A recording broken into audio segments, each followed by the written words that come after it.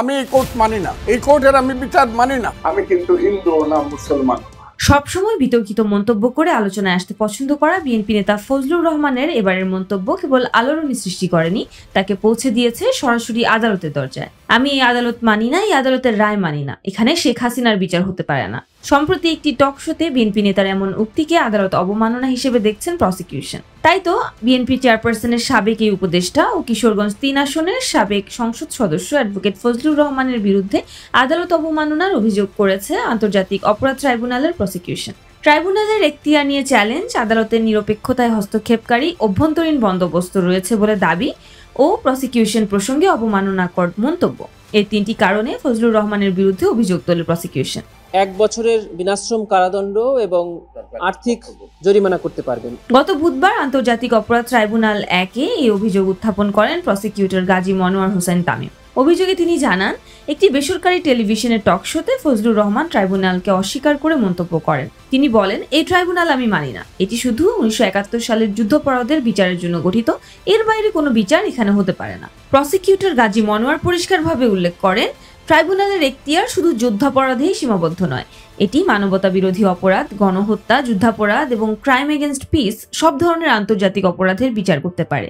সুতরাং ফজলুর রহমানের বক্তব্য তথ্যভিত্তিক নয়, বরং আদালতকে ইচ্ছাকৃতভাবে অবমাননা করার চেষ্টা। টকশোর আরেক অংশে ফজলুর রহমান আরও বলেন, এই কোর্টের গঠন প্রক্রিয়া বলে এই কোর্টে বিচার হইতে পারে না, যারা বিচার করছেন আমার ধারণা ভিতরে কিছু আছে। এই মন্তব্য আদালতকে প্রশ্নবিদ্ধ করে, এমনকি বিচারপতিদের বিরুদ্ধে ইঙ্গিতপূর্ণ অভিযোগ তোলার শামিল বলে মনে করেন প্রসিকিউশন।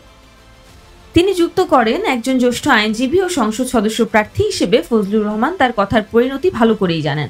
তারপরও তিনি বারবার ট্রাইব্যুনালের গঠন, বিচার প্রক্রিয়া এবং রাজনৈতিক প্রসঙ্গ টেনে বিতর্কিত বক্তব্য দিয়ে আসছেন, যা আদালত অবমাননারই অন্তর্ভুক্ত। অভিযোগ উপস্থাপনের সময় ট্রাইব্যুনাল 1-এর সদস্য 2 বিচারক মোহাম্মদ মহিতুল হক এনাম চৌধুরী উপস্থিত ছিলেন। তিনি অভিযোগকে অত্যন্ত গুরুতর আখ্যা দিয়ে জানান, ট্রাইব্যুনালের চেয়ারম্যান উপস্থিত থাকা অবস্থায় আগামী 30 নভেম্বর এই বিষয়ে পুনরায় শুনানি হবে। আদালত অবমাননার অভিযোগ প্রমাণিত হলে সর্বোচ্চ 1 বছরের সাজা হতে পারে। জুলাই আগস্টের গণ অভ্যুত্থান ও শহীদদের নিয়ে বিতর্কিত মন্তব্যের কারণে ফজলুর রহমানকে গত আগস্ট মাসে কারণ দর্শানো নোটিশ দেয় বিএনপি এবং পরবর্তীতে তাকে 3 মাসের জন্য দলীয় পদ থেকে স্থগিত করা হয়। এর মধ্যে তিনি কিশোরগঞ্জ 4 আসনে বিএনপির মনোনয়ন নিশ্চিত করেছেন, যা বিষয়টিকে আরও আলোচনায় নিয়ে এসেছে। ফজলুর রহমানের মন্তব্যের পরিণতি কি দাঁড়ায়, আদালত কতটুকু কঠোর অবস্থানে যায়, সবকিছুই নির্ভর করছে আগামী 30 নভেম্বর রবিবারের শুনানির উপর। রাজনৈতিক বিতর্কের মাঝেই এখন আদালতের সিদ্ধান্তকে কেন্দ্র করে বাড়ছে আগ্রহ। বেফাস মন্তব্যে শুধু আলোচনা নয়, এবার ঘটনাটি গড়িয়ে যেতে পারে আরও দূর পর্যন্ত, এমনটাই মনে করছেন রাজনৈতিক বিশ্লেষকেরা। মাহবুবা সুলতানা, দৈনিক মুক্তবাণী।